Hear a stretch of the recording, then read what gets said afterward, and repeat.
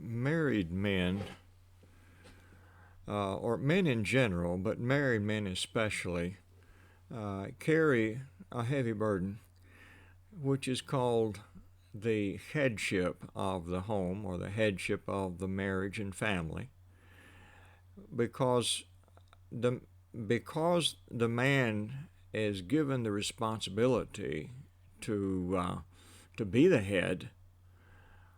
Whatever decisions are made in the home, the man must bear the responsibility of those consequences. Now, men who have tender affection for their wives and for their children are receiving requests all the time, and in many cases, they may realize that the consequences in the long term may be bad, and they have to make the decision as to whether or not they're going to accept the petition, or because of the tender feelings they have, give in to the requests of the wife or of the children.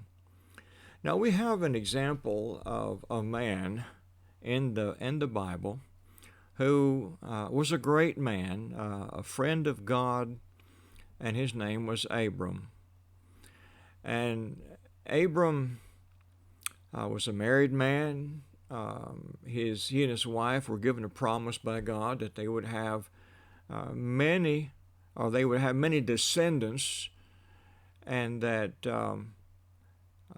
through their seed all the nations of the earth would be blessed. Now, at the very least, Sarah wanted to have children. She wanted to have the joy of holding a baby in her arms and to watch them grow up. And she's getting older and older and never has been able to have a child. We pick up the story here in Genesis chapter 16. Now, Sarai, Abram's wife, had borne him no children. She had a female Egyptian servant whose name was Hagar. And Sarai said to Abram, "Behold, now the Lord has prevented me from bearing children. Go in to my servant, that it may be that I shall obtain children by her." And Abraham listened to the voice of Sarai. So after Abram had lived 10 years in the land of Canaan, Sarai, Abram's wife, took Hagar the Egyptian, her servant, and gave her to Abram, her husband, as wife. And he went into Hagar, and she conceived, and when she saw that she had conceived, she looked with contempt on her mistress. And Sarai said to Abram, "May the wrong done to me be on you. I gave you my servant to your embrace, and when she saw that she had conceived, she looked on me with contempt. May the Lord judge between you and me." Imagine that. She's the one who begged Abram to accept Hagar as a second wife. Now, the advantage of that for Sarai would be that any of Hagar's children, because she was her slave, would then become hers by extension, and she could hold them in her arms and claim them as her own. And as well, she could help God or help fulfill the promise God had made to Abraham, her husband. But what happened here was when Abraham listened to her petition and married Hagar. I say married, the language here indicates a wife and not a concubine, and so she had that much honor, at least in this relationship. You could say that slavery is a very bad situation. Now, I think right here we see an example of how the Bible shows the downside and the evils attendant to polygamy and the having of more than one wife. But this practice of having slaves and then having more than one wife These are very ancient practices. God did not change them, but God does show the evils of them, and by the gospel eventually, by lifting the status of all men as being of equal value before God, and by teaching all of us to love our neighbor as ourselves, God eventually abandoned or abolished this system in the lives and hearts of Christians. But what we see here is that Abraham, although he is the friend of God and a great man and a righteous man in so many ways, faithful to God, and yet he was a weak man in certain regards, and regards to, in this case, in his wife. He was a sinner, like all men, a sinner who had been forgiven by God and would continue to be forgiven as he tried to correct, as he submitted to God's will, as he followed the will of God in his life. But nevertheless, he's like you and me. And the Bible shows him with all of his faults, that we might realize that though we have faults, we likewise can walk with God, and God can shape and form us into the great individuals he wants us to be. In this story, though, we see that whenever Abraham gave in to his wife's petition, I'm calling him Abraham. Actually, he's not given that name till later. I'm trying to stick with Abram because in the context he's still called Abram. But in this case, the consequence turned out to be bad, because whenever Hagar was with child and she saw that, and her master or her mistress unable to conceive and bear children, she looked down on her. She disrespected her. Now, Sarai picked up on that and was very incensed and very hurt. And who does she blame? She blamed her husband, her head, the man that she begged to do this for her. And he did it.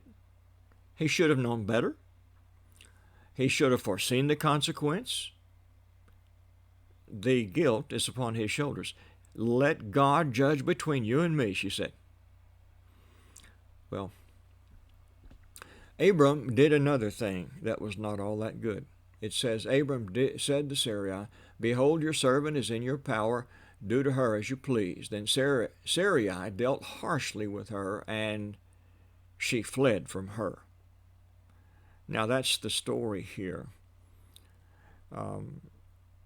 Because Abram now gives in to, in this case, he wants to please his wife, and he's failed once. Now she's made another request, and he gives in to her again, and then he does another. Whose fault is it? Is it hers or it's his?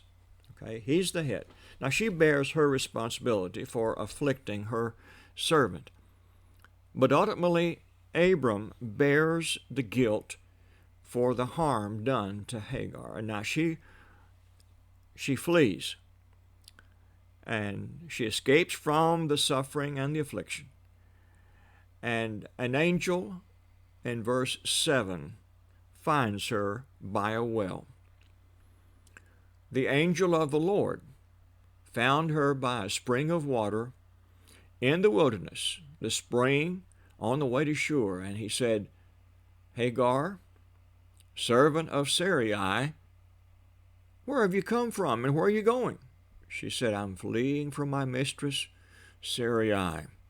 The angel of the Lord said to her, "Return to your mistress and submit to her." The angel of the Lord also said to her, "I will surely multiply your offspring, so that they cannot be numbered for multitude." And the angel of the Lord said to her, "Behold, you are pregnant and shall bear a son. You shall call his name Ishmael, because the Lord has listened to your affliction." He shall be a wild donkey of a man, his hand against everyone, and everyone's hand against him, and he shall dwell over against all his kinsmen. What you see in the message of the angel of the Lord is a prophecy. But what's more than that, you see the care of God for this servant. God cares about all the poor and lowly, all the servants.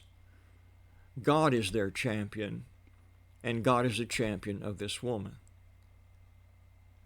But she needed Abraham, and she needed to be in submission to her mistress, to have the protection and care and all the honors and provisions that Abraham could provide for her.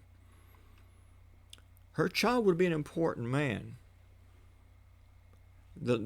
God gave this child a name before he was born, a name that reflected this history of her fleeing the affliction of her mistress. Ishmael, the afflicted one, whom God rescued.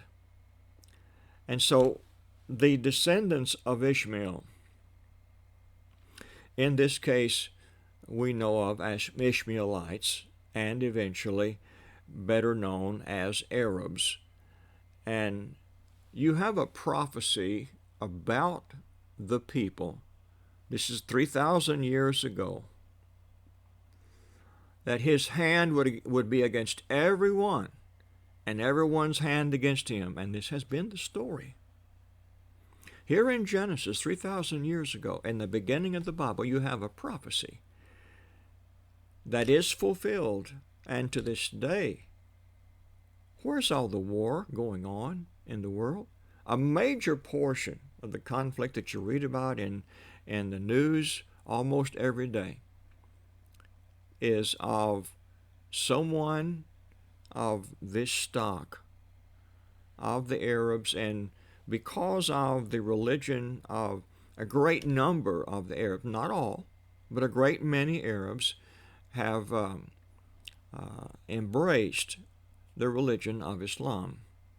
And in this religion, you have warfare in which they are at war with everyone who does not agree with them.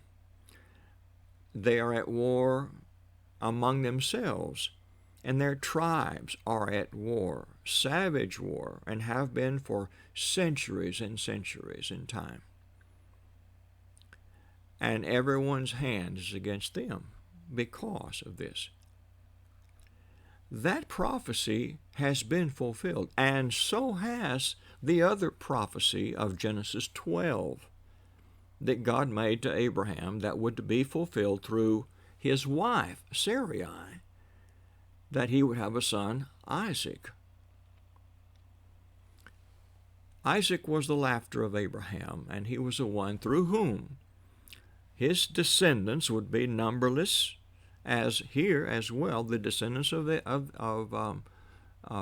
Ishmael, numberless.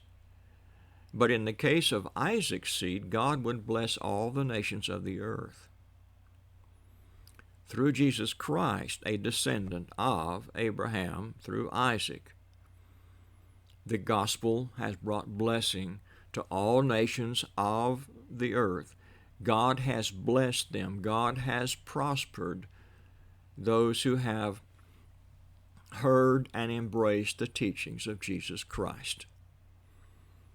That prophecy is supported by this one. And all the rest of the Bible prophecy is validated. The Bible is validated as the Word of God because God can see the end from the beginning. He always could and always will. No one else can do that, no matter what they claim. This is written and cannot be changed. If there were any errors in prophecy here, it would be blatant and blaring. But God does not lie. God does not make mistakes.